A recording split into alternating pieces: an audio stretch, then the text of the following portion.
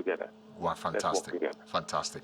Okay, so I know you've had occasion to write to the Inspector General of Police. What's your gripe? What's the problem? Thank you very much. Let me say good morning to your cherished listeners, and then just start a bit about what I wrote and addressed to the Inspector General of Police with copies to the Speaker of Parliament, the Chairman of the Defense and Interior Committee, ranking member of the Defense and Interior Committee, and a copy to the media. I have been a police officer before. I've served in the police for 25 years. I've worked with 3 Inspectors General of Police as Executive Secretary. So when we talk about policing, what is administrative, operational, strategic, I understand what I talk about. We are talking about empowering the police in our democracy, strengthening the police, making the police more professional. And it has to start with intake. Garbage in, garbage out. What you put in is what you will get during the practical aspect of your job. So when you get quality people and you put them in, if you recruit quality people and train them well, you expect to have professionalism dominating the policing environment. Over the years, we've had challenges with protocol recruitment. And this year, what we are hearing and what we are seeing is quite disturbing. And I felt that I owe it a duty to Mother Ghana to speak out and write directly to IGP, cautioning him as a brother that please don't go down history as the West IGP. Should you allow this to happen? Or should you promote this? This is unpolice-like. What are we talking about? There is a standard template in police recruitment. And that standard template says, who needs assessment first? How many men and women do you want in the year 2024? If you finish with the needs assessment, consult the Minister of Finance. Let them deal with ability to pay. They deal with ability to pay, they are going to give you something called financial clearance. So if your assessment says we need 10,000 police officers, for example, in 2024, the Minister of Finance comes to say, I can only take the bill of 5,000 of them. I don't have the capacity to deal with the 10,000. But it means you run with the 5,000. And when you run with the 5,000, you come and tell the Ghanaian people, I want to recruit 5,000 new hands into the police. Make it public, advertise it. Let it be everywhere, from Axim to Elubo, from Aflawo family. Every Ghanaian everywhere qualified under the criteria can apply. And transparently, you go around the country and recruit the best hands into the police service and train them and bring them up and deploy them. And that is how our democracy can be stronger. At any point in time, you hear that somebody hasn't gone to even apply to join the police. That he was just handpicked by who they said, oh, bring 3 people and he's bringing. At any point in time, that protocol forms are being sold and people are paying 20,000, 10,000, 15,000 to get recruited. It tells you the system is not working. If the system is working, you don't need to pay a dime. To go out there and join your other colleagues. Show your skills. Let your body reflect that I have what it takes to become a police officer. I have what it takes to become a soldier. And if they take you and you are able to stand the heat of the training, and when you come out, we will respect you as such. But when we get to a point, we're talking about political capture of state institutions. If you look at the political capture of state institutions, implications are dire for a democracy. But probably the politician decides that, look, we are going to take 5,000. And we are bringing you the 5,000 names. From where? Oh, we have just shared it. Oh, party chairman bring 5. Parliamentary candidate bring 30. Okay? And they'll put them together. And that is the new way of the new normal of recruitment. What you do is that you create a partisan police. And they will destroy the spirit and soul of the nation. And that is why I wrote to him and said, please, can we preserve and protect the spirit and soul of an entity? Because it is on it that democracy is anchored. Without it, we have nowhere to go. And passionately as I speak, I believe that by today or tomorrow, or any time appropriate within a week, I will expect to hear from the IGP. If these allegations can be prima facie, I will be disappointed that he will not act personally. If they are not prima facie that he comes to say it is not true, I will say thank God it's not true. But before the Defense and Interior Committee, I think that we can provide some facts buttress the position that some of us are holding and we are making public pronouncements. But until then, these are matters of security. And with my background, I speak at levels and I don't speak to the extreme. What is the biggest risk, per the concern you have, if this manner of recruitment persists? Thank you very much. Let's just paint a simple scenario. You can picture what the risk is. Let's assume that parliamentary have been given thoughts, as we see happening, and he goes to bring his people. Out of the 30 people that he brought, all of them become police officers. Out of them are the CID headquarters.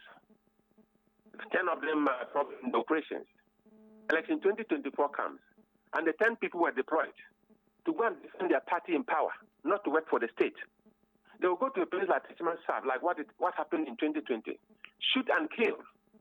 That come from the scene. And they call the police to come and investigate. They go to the CID headquarters and say, oh, let's deploy some from the CID headquarters to go to the scene of crime. And you deploy the other people also there.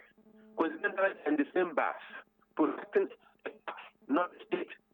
I am telling you for the next 10 years, that case will become a cold case. You will never hear anything. It will reduce the confidence the public has in the police. And when the public loses confidence in the police, the trust is gone. You wear the uniform and you are endangering your own life. Because anytime they see a police officer in uniform, you will become a material that they hate. They hate you because they don't believe that you are in there wearing the uniform to serve them. You are in there wearing the uniform to protect your politicians' interests against the total general interest of the public. Why it happens, and that is not policing. That is not policing. Policing is supposed to be a service. We say we serve with integrity. And you cannot serve with integrity if you are not professional. You cannot serve with integrity if you cannot be trusted. And to build that trust, it starts from recruitment. Transparent, accountable recruitment.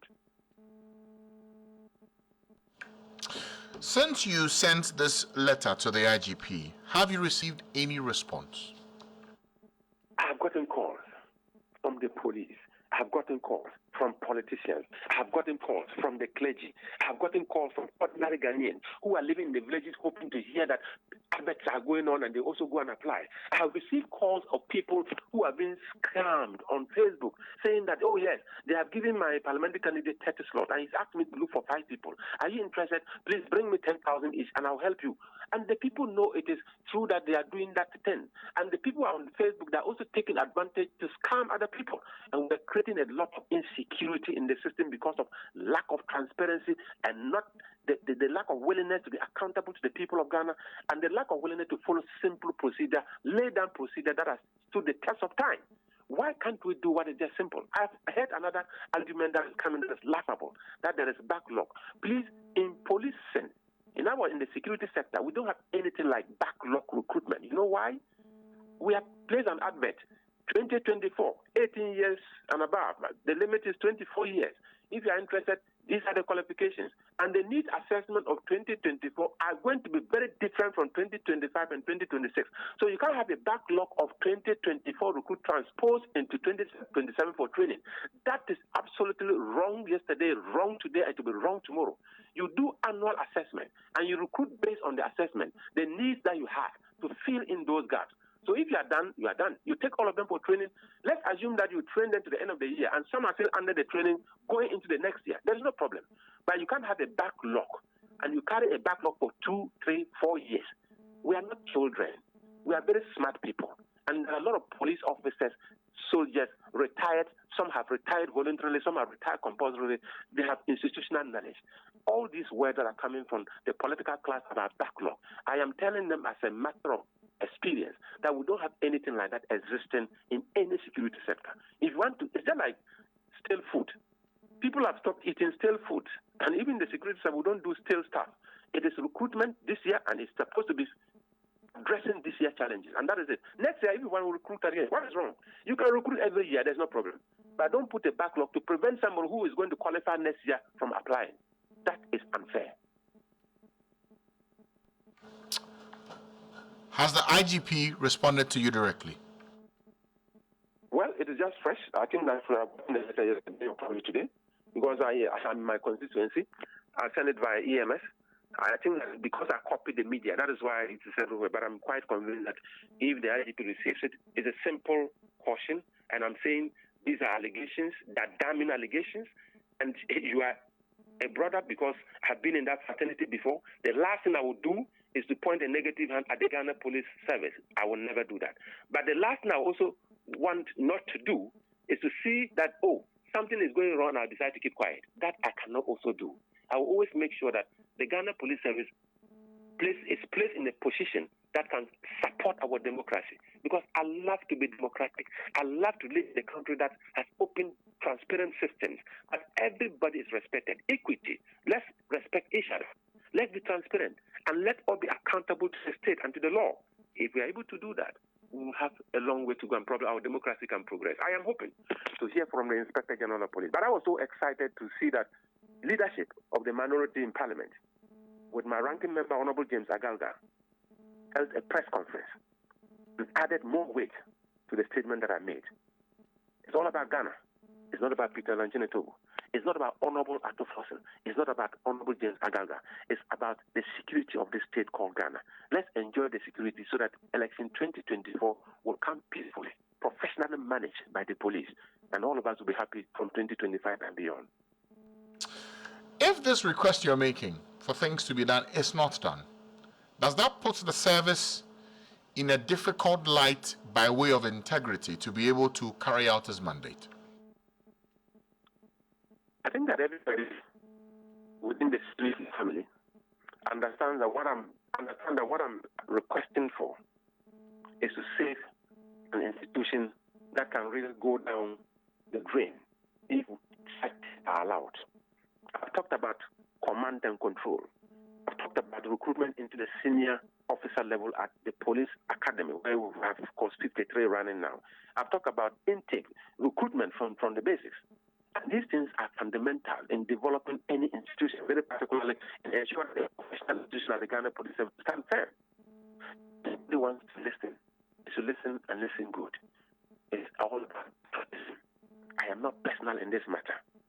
And I will speak about it today, speak about it tomorrow. And let's find a solution to stop the mess. Recruitment is a very essential component in building a professional institution like the Ghana Police Service. Let's not take it for granted. Garbage in, garbage out. Today, you see, what is interesting, people don't know. What you do wrong today, very particularly, you put the wrong people in the security sector today and you are very happy. In your old age, when they go very unprofessional, they say straight bullet. Straight bullet doesn't respect party colors. He's not supposed to be a police officer, he's a police officer. He shoot and found out it's your auntie son who was just walking past, shot dead by a police straight bullet. Then you say, why did the police do that? Who did you support to join the police? Was the person supposed to be in the police? There is a gentleman who, one time he was the regional commander of Accra region. And he made a statement. He said, a young police officer breached the law. In fact, he misconducted himself. And he was supposed to try the police officer. Pastors, imams, people came to plead. And he said, no, I have a duty to try him. The police service instruction is not like the Bible. There's no portion in the service instruction that says, if somebody else, forgive the person. We don't have forgiveness in the police service instruction. You are either acquitted and discharged or you are punished. Period. But they put pressure. And finally, he allowed the gentleman to go. 3 months down the line, he went on duty and shot himself accidentally and died. And since then, he has regretted not dismissing that gentleman on the first offense. He would have saved his life by dismissing him because he's not supposed to be a police officer. So his own unprofessionalism, because of the pressure from society, created an unprofessional police officer who finally kills himself. Is that what we want? Of course not. Let's be serious with policing if we are serious with democracy. Honorable, I thank you for your time and for joining us this morning. We're grateful. I'm always grateful. Thank you, too. Peter Lanchene Toobu, MP Wa West, the man who's written directly to the IGP to stop the protocol recruitment of police officers that's going on. People taking advantage of this to charge as much as 10,000 Ghana cedis, 15,000 Ghana cedis, and telling people that, if you pay this amount of money, I'm able to secure a spot for you to get recruited into the Ghana Police Service. He says this is not a practice that would augur well for our institution that is supposed to ensure rule of law and enforcing the law in our country. Your views and comments are welcome. WhatsApp line is 0552880216, 216. That's how you get in touch with us this morning. Our random conversation that we bring to you here on the show is brought to you in association with MTN. MTN is everywhere you go. Bills, microcredit, financing your needs, as well as the new force. I'll go for a short break now. When I return, I have a quick conversation to bring you this morning about something fantastic that's about to happen in Takwa. But it's got everything to do with changing our society, one community at a time. We'll discuss that this morning after the break. Stay with us.